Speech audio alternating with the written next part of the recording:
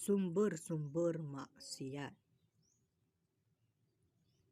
Sumber maksiat dapat dibagi dalam dua faktor penyebab, yaitu sumber internal dan eksternal.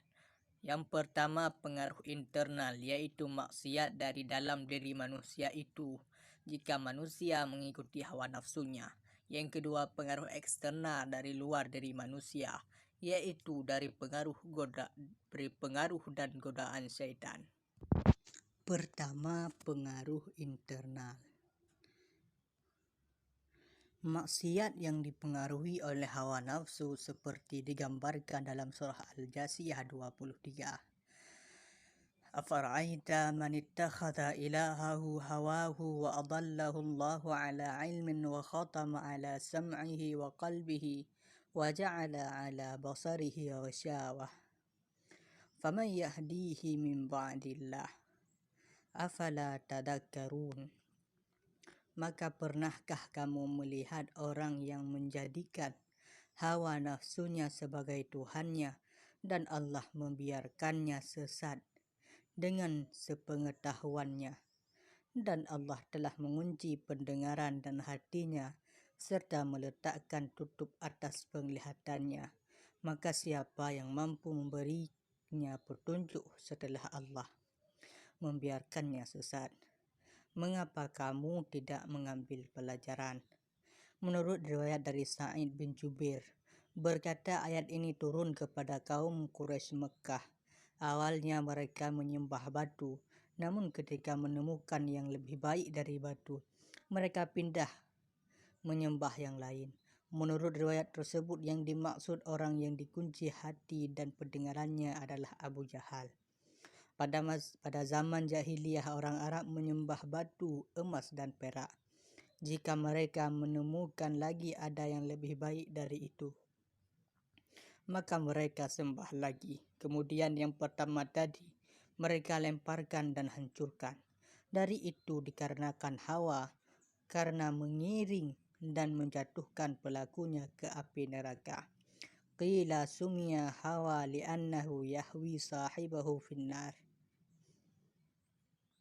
Sedang Ibnu Ashur menafsirkan ayat tersebut bahwa mereka menyembah Tuhan selain Allah, yaitu berhala-berhala yang dijadikan Tuhan. Mereka tidak mampu mencabut dirinya untuk menyembahnya karena terlanjur mencintainya dan hatinya terpaut kepada berhala-berhalanya, seperti yang digambarkan dalam surah Al-Baqarah 93. Al-Qushairi memberikan rincian dari bentuk berhala-berhala antara lain berupa harta benda, anak, kedudukan, ketaatan, dan ibadah. Menurut Ibnu Abbas, ittaba'a hawahu tidak disebutkan di dalam Al-Quran kecuali berkonotasi celaan dan hinaan. Hal ini terlihat dalam ayat-ayat lain yang ada kaitannya dengan makna celaan dan hinaan. Antara lain, mengikuti hawa nafsunya diibaratkan seperti anjing. Jika kamu menghalaunya, dijulurkan lidahnya, dan jika kamu membiarkan, ia pun menjulurkan lidahnya. Al-A'raf 176. Mengikuti keinginan hawa nafsunya, keadaannya melewati batas. Al-Kahfi 28. Mengikuti hawa nafsu tanpa mendapatkan petunjuk dari Allah. Al-Qasas 50.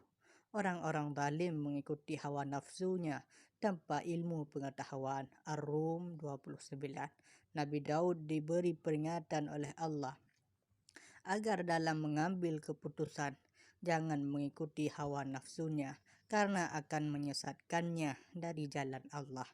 Sad 26. Sebagaimana sabda Rasulullah, salasun munjiyatun khasyatullah ta'ala fis sirri wal alaniyah wal adlu fir ridha wal ghadabi wal qasdu fil faqri wal ghaniyu wasalasun muhlikatun hawa muttabi'un wa syuhun muta'un wa a'jabul mar'i binafsi. Rawahu Tabrani an Anas.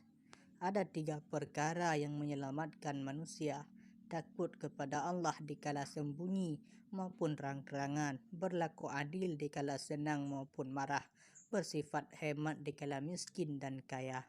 3 perkara yang membinasakan: mengikuti hawa nafsu, serakah yang diperturutkan, dan seorang takjub dengan dirinya sendiri. Riwayat At-Tabrani dari Anas. Dalam hadis lain dikatakan, dikategorikan sebagai orang cerdas dan pintar adalah orang yang dapat menguasai dan menundukkan hawa nafsunya. Nabi bersabda, al-kaisu man dana nafsahu wa amila liman ba'dal mauti, wal ajizu man atba'a nafsahu hawahu wa tamanna 'ala Allah. Rawahu Ahmad wa Tirmizi wa Ibnu Majah wal Baihaqi wal Hakim an Shaddad bin Aus.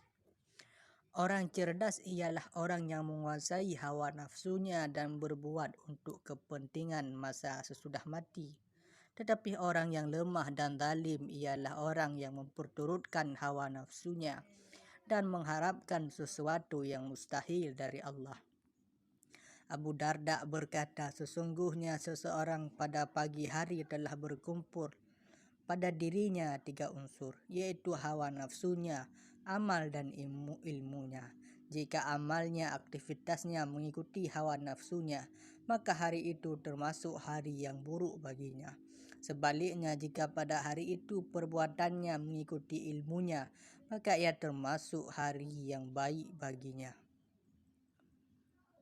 Dari uraian di atas dapat disimpulkan bahwa pesan moral yang terdapat dalam ayat maupun hadis tersebut di atas adalah orang yang senantiasa mengikuti hawa nafsunya dan menjadikannya sebagai Tuhan. Mereka akan dikunci mati pendengarannya, hatinya dan matanya seakan-akan tertutup untuk melihat yang baik. Inilah sumber maksiat pertama dari dalam diri manusia, yaitu hawa nafsunya yang jahat itu senantiasa mengajak untuk berbuat maksiat.